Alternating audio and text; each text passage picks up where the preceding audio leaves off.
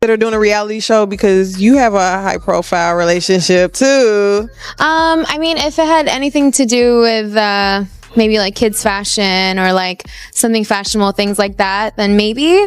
But I'm kind of a pretty private person, so probably not. I don't know. Yeah. So is that what you're working on, like kids clothing? Yeah, I'm working on like a kids clothing line, because I noticed that like a lot of more little baby girls have nicer stuff to pick from. And you know, if you're earning a decent amount of money, if you don't spend it, they're just going to take it. When I said they, I mean the IRS. If there was a person that you could point to, you go, well, why did you change your mind and decide you want 58% of all my money? Like, what is going on? Like, and it even will make you adjust with. That have come from the New York area, that grew up and was influenced in hip hop and took hip hop to another. What did you bring to Martha Stewart and Snoop's potluck? Oh, I brought him some Deleon, the best tequila in the world. What's a piece of advice you give to a 15-year-old love? Love, take care of yourself. What age did you know that you wanted to be an entrepreneur? When I was 12. How? You know, I went and got a paper route, but I wasn't supposed to, but I got one anyway. All right, probably the most important question of the interview, but is it really all about the Benjamins? I think it's all about love. In love? The bartender awaits. Okay. That's what's up. So there's a lot of things been going on in the media with the Mike Brown case. You know, like a lot of looting and things like that. How do you feel about that? I just feel like I was talking to some of my friends and everything, and it did seem unfair. And just rest in peace, Mike Brown, and, you know, like condolences to his family, and hopefully it'll be resolved in a fair way for everybody. And that's because if you see the number, you go, oh, wait a minute. You ain't as hot as you used to be. Yeah. You know what I'm saying? Especially when you have a huge, successful sales record. So they're avoiding that number by putting it on a device or putting it through Tidal or through somewhere else, so you can't actually see what's happening with it. But the record, they're bigger stars within the culture because they've been here longer. That's right. And developed their brand. I don't even think it matters no more. Beyonce did what, 300 something, and people will be like, oh, this is her lowest sales week. I'm like, she's 25 years in. Just wanted to say hi. Well, I've always expected it to always be a little controversial. And I really just like the fashion too. I think like even behind the scenes of the show, there's the glam squad and there's designers. So it's nice, you know, for like LA to represent that side of the glamour world too, you know. Damn it, so bruised by the experience. The first opportunity I turned down and I regret it. Man, it was a Spanish woman I met. I can't believe I did that. I am so stupid. I don't know what I was thinking. I don't know. I make a lot of mistakes. I just don't stick to them. I just don't carry them with me to feel like I regret them. Don't trust nobody. In Hollywood, specifically, when you get there, a lot of people don't know how to say no. That's the difference between New York City and California, specifically, because New Yorkers, they'll tell you no, and so many people on top of people, they'll just avoid you. And I'm talking to Ellen, I have the IV, and then the blood is going down. I start to panic. I go into the bathroom, and I pulled it out myself, and I just made it here, and I love you. I love you too. You didn't even have time to tie your shoes. Time to tie my shoes. Your people are incredible in the back. They're like, you'll be all right, but you have to go on stage right now, so I'm here. And I usually come color coordinated, so that was all to explain why I had a blue bandage on like that. And I wasn't color coordinated. You look fantastic. You look really great. And I want to, first of all, can we talk about, you went to Beyonce's birthday party. Yes. Which I'm very jealous of. I don't know. You decide to lay your head. Common sense would say if you don't need the things that are right there, they're going to change where high net worth people are staying. They'll move to territories that are more fitting for their life and stability of them continuing to function on the level they're on, instead of staying in a place that...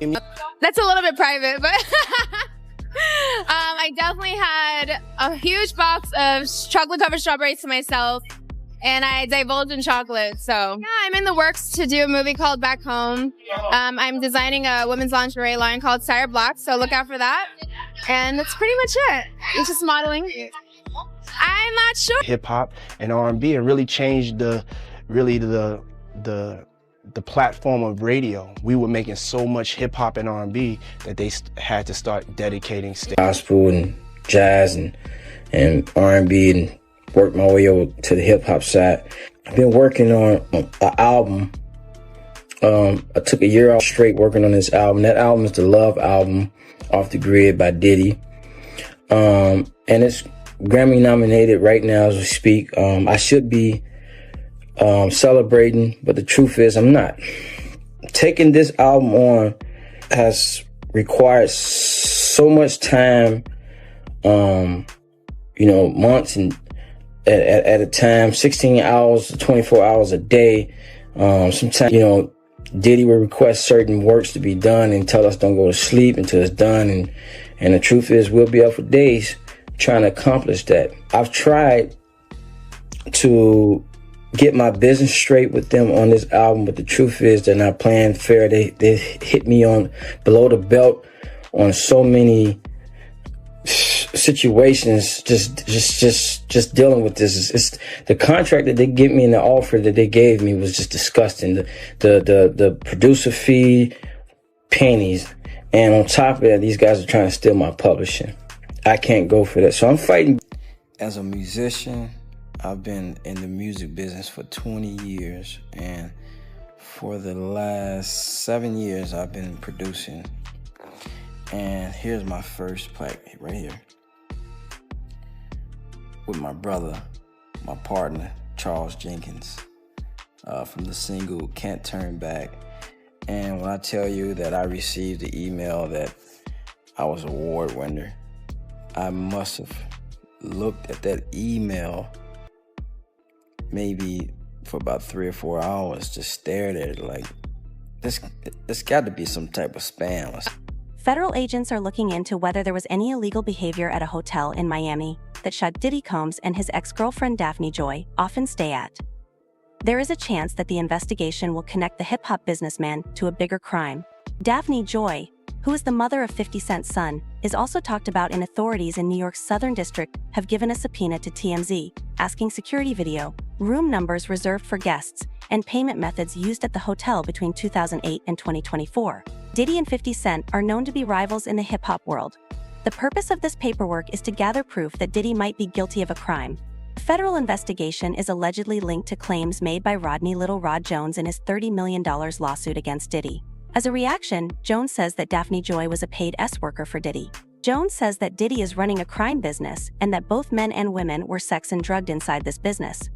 Diddy has made a move to throw out Jones's whole claim. Additionally, the claims have heightened animosity between Joy and her previous 50C. The accusations against Joy have been strongly denied by her, calling them false and a clear attempt to hurt her reputation.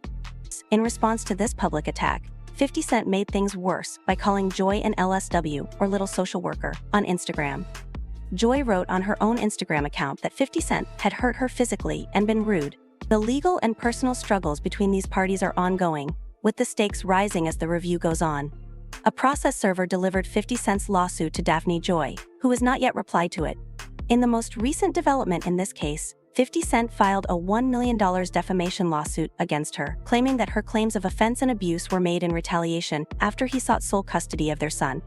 Meanwhile, Sean Diddy is the subject of a fresh grand jury subpoena that was sent to an undisclosed hotel in Miami, where Diddy keeps a residence. According to TMZ, federal attorneys from the Southern District of Fresh York are stepping up their criminal probe. In addition, the subpoena asks personal information from the prosecution, including email and mailing addresses, payment methods, computer IP addresses, login credentials, copies of identification, vehicle information, and surveillance footage. The extensive details regarding hotel reservations and services from January 1, 2008 to the present are requested in the records. These records include check-in and check-out dates, room numbers, guest histories, desired accommodations, room service orders, and billing information. The subpoena lists 50 Cent's associates, including Diddy and Daphne Joy, who has an 11-year-old kid called Sid. Prosecutors may be assembling a case relating to Saint. Daphne Joy, a model, actress, and single-fan influencer, has been the target of repeated attacks on social media by 50 Cent due to claims that she was a sorker in ASA and Saint lawsuit linked with Diddy. In retaliation, Joy accused 50 Cent of committing offense and physical assault, which caused his defamation lawsuit against her. The head of Bad Boy Records may now face an indictment after witnesses were told that they could testify before a grand jury in the Southern District of New York. One such witness is the artist and producer Rodney Lil Rod Jones, who has been steadfast in his accusations against Diddy, calling him a monster in a recent Rolling Stone interview. The requests made in answer to the subpoena from the Miami hotel resembled the findings from a Homeland Security raid on Diddy's Los Angeles home in March, during which investigators are said to have seized firearms, phones, and electronics. It seems that 50 Cent has also pulled his posts about Daphne. We've heard that Daphne has hired attorney Mark Vincent Kaplan to represent her, though attempts to reach him for comment have so far been unsuccessful. An interesting change of events, according to a source close to Daphne Joy, is that she deleted her Instagram post accusing 50 Cent of offense and physical abuse in an effort to mend things with him for the sake of their son Sire. To summarize, Daphne Joy removed the post from her social media that caused a 50 Cent defamation lawsuit. In a March 28 Instagram post, Daphne, the mother of 50 Cent's son Sire, accused the rapper of physical abuse and attack. 50 Cent quickly refuted the claims and retaliated by suing her for defamation in May. The accusatory post made by Daphne Joy has been deleted from her official Instagram account. It is unclear why or exactly when she chose to remove it, but it is no longer there. Sources close to the situation have explained to TMZ that Daphne's choice to remove the post is unrelated to 50 Cent's lawsuit. There has been no settlement, and 50 Cent is allegedly continuing to pursue the case. As this situation develops, it is clear that the drama between Daphne Joy and 50 Cent is far from over, with legal battles ongoing and the stakes never before imagined levels of drama. It will be interesting to see how things turn out. What do you think about Daphne's decision to remove her post? Do you think it's really just about making peace for their son, or is there more to the story? For more breaking hip-hop and entertainment news, watch our most current video here. We value your time, and we'll see you in the next video.